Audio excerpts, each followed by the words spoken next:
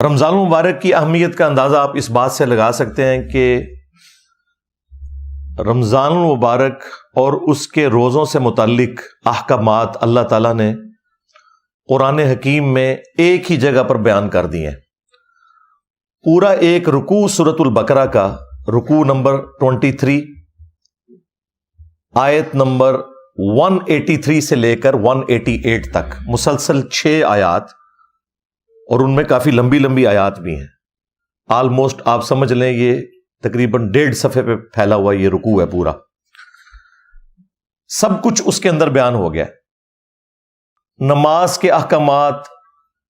حج کے احکامات آپ کو مختلف صورتوں میں بکھرے ہوئے نظر آئیں گے، کچھ سورۃ البقرہ میں، کچھ سورۃ الحج کے اندر،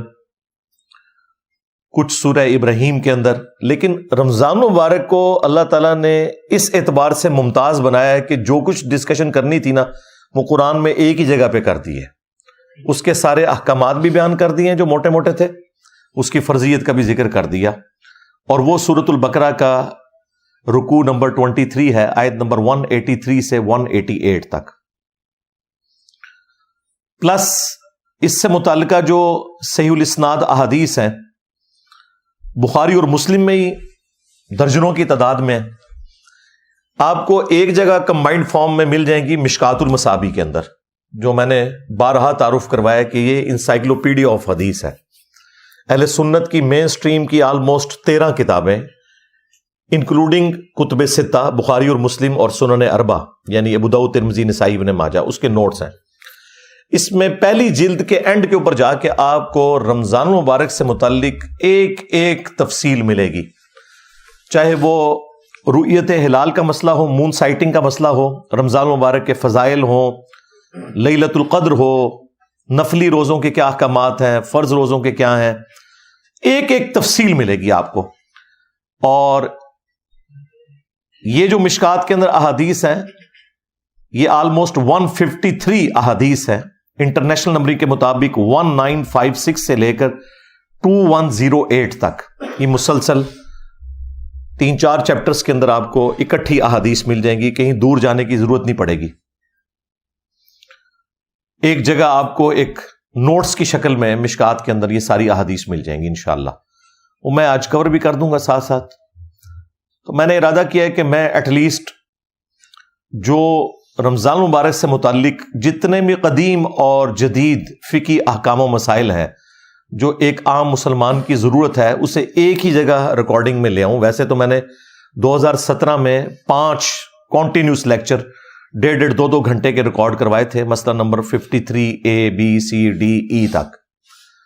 اور اس میں یہ ساری چیزیں میں نے سکیٹرڈ فارم میں ڈسکس کی تھی۔ لیکن ایک جگہ پہ تھوڑے سے وقت میں ٹو دی پوائنٹ گفتگو، تو یہ میں نے جو کیلکولیٹ کیے ہیں نا وہ 70 فقہی احکام و مسائل بنتے ہیں،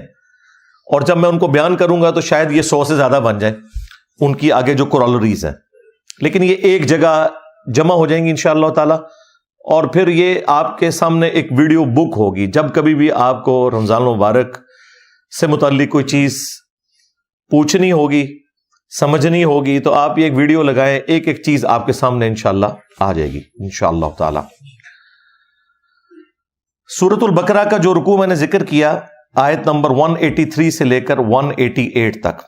اس کا سٹارٹ ہی ان الفاظ کے ساتھ ہے، اعوذ باللہ من الشیطان الرجیم، بسم اللہ الرحمن الرحیم، یا ایھا الذین آمنوا کتب علیکم الصیام، اے اہل ایمان تم پر فرض کر دیے گئے ہیں روزے، کما کتب علی الذین من قبلکم لعلکم تتقون، جیسا کہ تم سے اگلی امتوں پر بھی فرض کیے گئے تھے تاکہ تم پرہیزگار بن جاؤ، تقوی کی روش اختیار کرو۔ یعنی روزے کا مقصد پرہیزگاری ہے۔ پرہیزگاری کیسی کہ روزے میں آپ حلال چیزوں کو بھی چھوڑ دیتے ہیں اللہ تعالیٰ کے حکم کی وجہ سے، تو یہ ایک پریکٹس ہوتی ہے کہ اگر اللہ کے حکم کی وجہ سے میں نے حلال چیزوں کو بھی تھوڑے سے ٹائم کے لیے چھوڑنا ہے تو بقیہ کی زندگی میں نے بدرجہ اولا اجتناب کرنا ہے حرام چیزوں سے، اور یہی ہے تقوی، یہی اس کا مقصد ہے۔ الصوم عربی زبان میں روزے کے لیے ٹرم یوز ہوتی ہے. الصوم کہتے ہیں عربی میں رک جانے کو، اور شرعی اصطلاح میں اللہ تعالی کی خوشنودی کی خاطر طلوع فجر سے لے کر غروب آفتاب تک اپنے آپ کو کھانے پینے اور دیگر خواہشات سے روکنے کا نام روزہ ہے. یہ اس کی بیسک ڈیفینیشن ہے. باقی تو میں نے آپ کو بتایا پورا رکوع ہے اور احادیث کی کتابیں بھری پڑی ہیں، اس میں صرف مشکات ہی پڑھ لیں تو آپ کو ساری احادیث ایک جگہ پہ مل جائیں گی انشاءاللہ تعالی. اللہ تعالیٰ نے اسی رکوع کے اندر آگے چل کر رمضان مبارک کا بائی نیم ذکر بھی کر دیا. اب یہ دیکھیں، یہ واحد مہینہ ہے جس کا نام بائی نیم قرآن کے اندر آیا. رمضان عربی میں رمضان، اردو میں ہم رمضان، ویسے ہم رمضان بولتے ہیں، رمضان تو لفظ غلط ہوگا، یہ رمضان، لیکن اردو میں چل جائے گا کیونکہ اردو کے اندر آپ نے ان چیزوں کا خیال نہیں رکھنا ہوتا.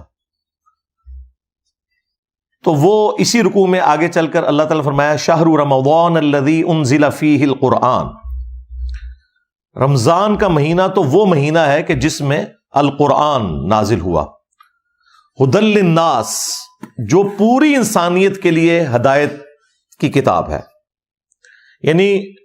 کسی خاص طبقے کے لیے نہیں، پوری انسانیت کے لیے. سورۃ البقرہ کے سٹارٹ میں ہے ھدی للمتقین، ڈر جانے والوں کے لیے ہدایت ہے، یعنی وہ لوگ جو اللہ کی دھمکی سے ڈرتے ہیں، جو یہ سمجھتے ہیں کہ ہماری مرضی کے بغیر جس نے ہمیں پیدا کیا، اس کے بعد اس نے اس امتحان میں ڈالا، بعد میں بھی جو کچھ ہمارے ساتھ کرے گا ہمیں اس سے کوئی بچا نہیں سکتا. تو یہ تصور انسان کو ڈرنے پہ مجبور کرتا ہے کہ میں نے اپنے رب کو رسپانس کرنا ہے. تو ھدی للمتقین بھی ہے، ھدی للناس بھی ہے، یعنی انسانوں میں سے وہ لوگ جو واقعی ڈر جائیں اس تصور سے کہ انہیں مر کے اپنے رب کے حضور پیش ہونا ہے. وَبَيِّنَاتٍ مِّنَ الْهُدَىٰ وَالْفُرْقَانِ، اور اس میں ہدایت کے روشن دلائل ہیں، اور یہ الفرقان ہے، یعنی حق اور باطل میں تمیز کرنے والی کتاب، جو سورۃ المائدہ میں آیا کہ اللہ تعالیٰ نے تورات نازل کی، پھر انجیل نازل کی، اور اب یہ الفرقان ہے، حق اور باطل میں تمیز کرنے والی کتاب. وہاں پہ اس کے لیے ورڈ آیا مہیمن، یعنی یہ نگہبان ہے اگلی کتابوں کے اوپر کہ ان کی کون سی باتیں درست ہیں اور کون سی ٹیمپرڈ فارم میں. یہ کتاب ان کے اوپر نگہبانی کرتی ہے. یہاں پہ الفرقان کہا گیا، اور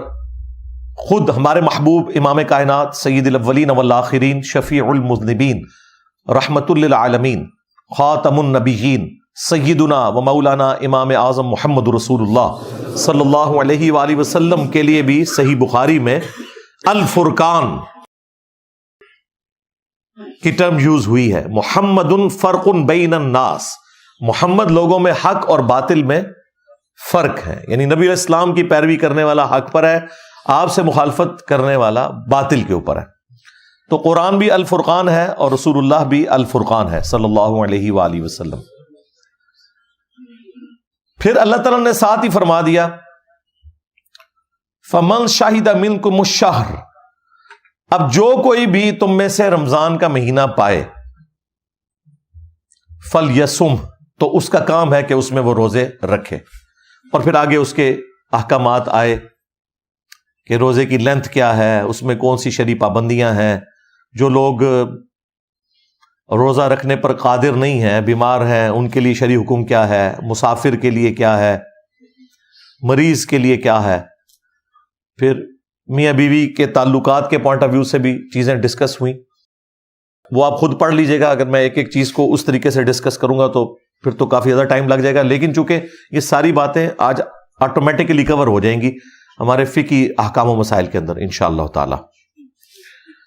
صحیح بخاری اور صحیح مسلم کے اندر یہ حدیث موجود ہے. اللہ کے محبوب صلی اللہ علیہ وآلہ وسلم نے فرمایا اسلام کی بنیاد 5 چیزوں کے اوپر ہے. نمبر 1، اس بات کی گواہی دینا کہ اللہ کے سوا کوئی معبود نہیں اور محمد صلی اللہ علیہ وآلہ وسلم اس کے بندے اور اس کے رسول ہیں. دوسرے نمبر پہ فرمایا نماز قائم کرنا. تیسرے نمبر پر زکوٰۃ دینا. چوتھے نمبر پر حج کرنا اللہ کی راہ میں اگر استطاعت ہو، اور پانچویں نمبر پہ فرمایا رمضان کے روزے رکھنا۔ اس سے آپ اندازہ لگائیں کہ اسلام کی بنیاد جن چیزوں کے اوپر ہے ان میں سے رمضان مبارک کے روزے ایک چیز ہے۔ پھر صحیح بخاری اور صحیح مسلم دونوں کے اندر یہ حدیث موجود ہے کہ اللہ کے محبوب صلی اللہ علیہ وآلہ وسلم نے فرمایا، جس شخص نے بھی ایمان اور احتساب کے ساتھ، یعنی اس نیت کے ساتھ کہ وہ تزکیہ نفس اپنا کرے گا، اللہ سے ثواب لینے کی امید جس کے اندر موجود ہے، رمضان مبارک کے روزے رکھے، اللہ تعالیٰ اس کے پچھلے سارے گناہوں کو معاف فرما دے گا۔ اور جس نے ایمان اور احتساب کے ساتھ رمضان مبارک کی راتوں کا قیام کیا، قیام اللیل جسے آپ تراویح بھی کہتے ہیں، اس کے بھی اللہ تعالیٰ پچھلے سارے گناہوں کو معاف فرما دے گا۔ اور جس نے ایمان اور احتساب کے ساتھ لیلۃ القدر کا قیام کیا، اس کے بھی اللہ تعالیٰ پچھلے سارے گناہوں کو معاف فرما دے گا۔ تو لیلۃ القدر تو